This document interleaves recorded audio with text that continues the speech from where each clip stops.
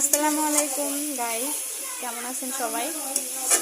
আজকে কিন্তু গোশটা একটু অন্যরকম ভাবে রান্না হচ্ছে। আজকে পেঁয়াজ বেরেস্তা করেও দেওয়া হয়েছে, কাঁচা পেঁয়াজও দিছি। সব কিছু গরম মশলা টসলা দিয়ে তারপরে রান্না করতেছি।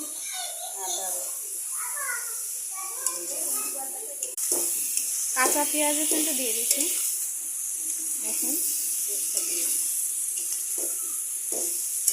পেঁয়াজ বেরেস্তা করে আগে দেই নাই কখনো, আজকে ফার্স্ট কাঁচা পেঁয়াজের সাথে।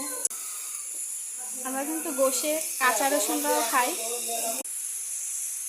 আস্ত রসুনের সাথে কিন্তু আমরা শুকনো জলও দিয়ে দিলাম। শুকনো জল ফাইলে তারপরে দিচ্ছি মানে পেস্টের জন্য।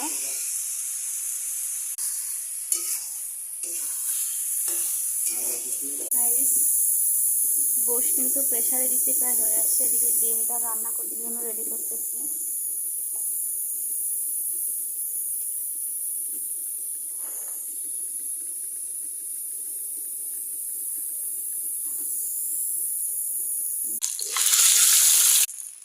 ডিম রান্নার জন্য কাঁচা ঝাল পেঁয়াজ ভাজতেছি।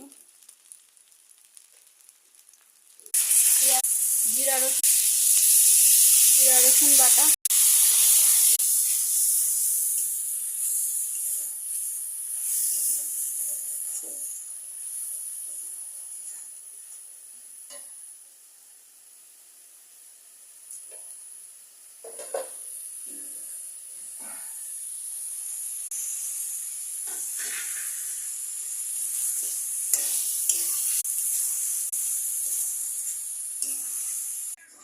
আমাদের ডিম কিন্তু রান্না শেষ গাইস।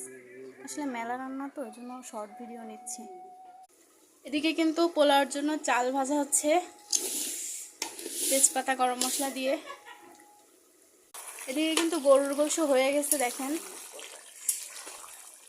প্রেসারে দিছিলাম, প্রেসার থেকে নামায় কষাচ্ছি। গাইস, আমরা কিন্তু রেস্টুরেন্টের মতো পোলাও রান্না করতেছি। লাস্টে টুইস্ট আছে গাইস। আমাদের পোলাও কিন্তু রান্না হয়ে গেছে, দেখেন কতটা সুন্দর হয়েছে, ঝরঝর হয়েছে। এখানে গোশও রান্না হয়ে গেছে। এই যে এখানে হচ্ছে ডিম আছে, এই যে সালাদও কিন্তু রেডি। এই যে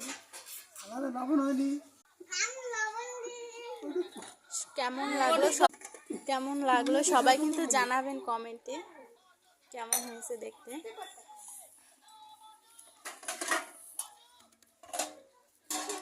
পানি ধরাই দাও।